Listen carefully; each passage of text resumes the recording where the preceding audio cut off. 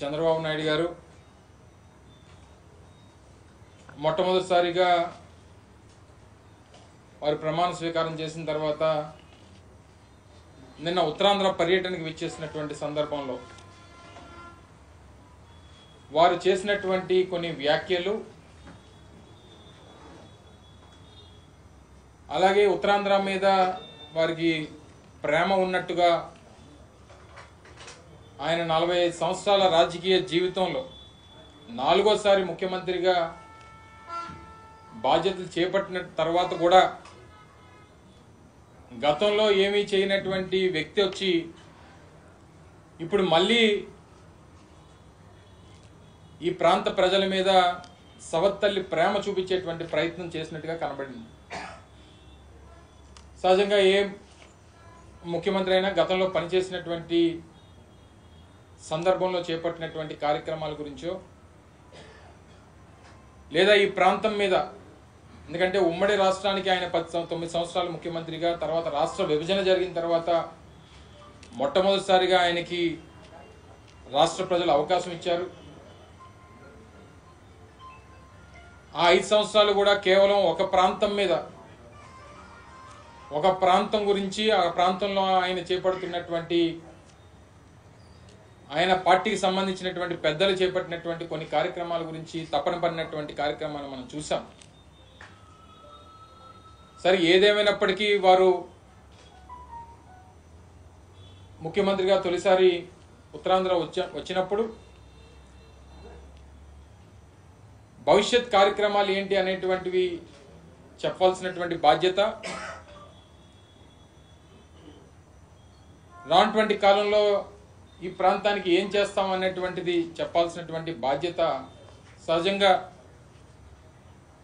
ఉంటుంది. కాబట్టి అవన్నీ పక్కన పెట్టి ఇంకా జగన్మోహన్ రెడ్డి గారిని నిందించేటువంటి కార్యక్రమం, ఈ ప్రాంతానికి వైఎస్ఆర్ కాంగ్రెస్ పార్టీ ప్రభుత్వం గతంలో 5 సంవత్సరాలు ఏదో అన్యాయం చేసినట్టుగా వారు చిత్రీకరించేటువంటి ప్రయత్నం మనం చూసాం.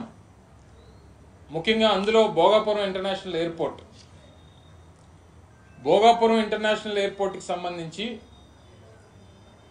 2019లో వైఎస్ఆర్ కాంగ్రెస్ పార్టీ అధికారంలోకి వచ్చేటువంటి సమయానికి 2200 ఎకరాలు ఏదైతే భోగాపురం ఇంటర్నేషనల్ ఎయిర్పోర్ట్కి సంబంధించి నిర్మాణం చేపట్టాలని చెప్పి నిర్ణయం తీసుకున్నామో, అందులో ఆ రోజు మేము అధికారంలోకి వచ్చినటువంటి సమయానికి ప్రభుత్వం చేతిలో ఉన్నటువంటిది కేవలం 377 ఎకరాలు. 377 ఎకరాలు మాత్రమే ఆ రోజు ప్రభుత్వం ఆధీనంలో, ఆ 2200 ఎకరాల్లో 377 ఎకరాలు మాత్రమే ప్రభుత్వం ఆధీనంలో ఉంది. దాదాపు మిగిలిన 1850, 1900 ఎకరాలు అసలు ప్రభుత్వం ఆధీనంలో లేదు, రైతుల ఆధీనంలోనే ఉంది. కానీ ఆ రోజు ప్రజల్ని మభ్యపెట్టడానికి 2019 ఫిబ్రవరి 14 ఒక శిలాఫలకం వేసేసి అప్పుడు కూడా ప్రజల్ని మభ్యపెట్టేటువంటి ప్రయత్నం చేశారు. సరే, తర్వాత ప్రజలు ఏ రకంగా నిర్ణయం తీసుకున్నారో మనం చూసాం.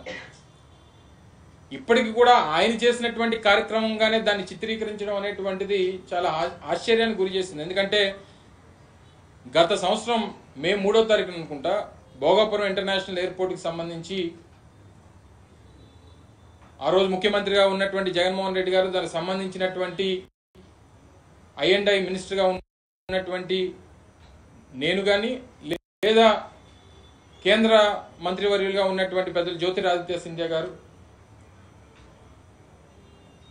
దానికి పూర్తి స్థాయిలో అన్ని అనుమతులు తీసుకున్న తర్వాత పూర్తి స్థాయిలో నిర్మాణానికి ఏ రకమైనటువంటి ఆటంకాలు లేవు అని చెప్పి నిర్ధారణకు వచ్చిన తర్వాత పనులు పెట్టినటువంటి ప్రభుత్వం జగన్మోహన్ రెడ్డి గారి ప్రభుత్వం ఆ రోజు.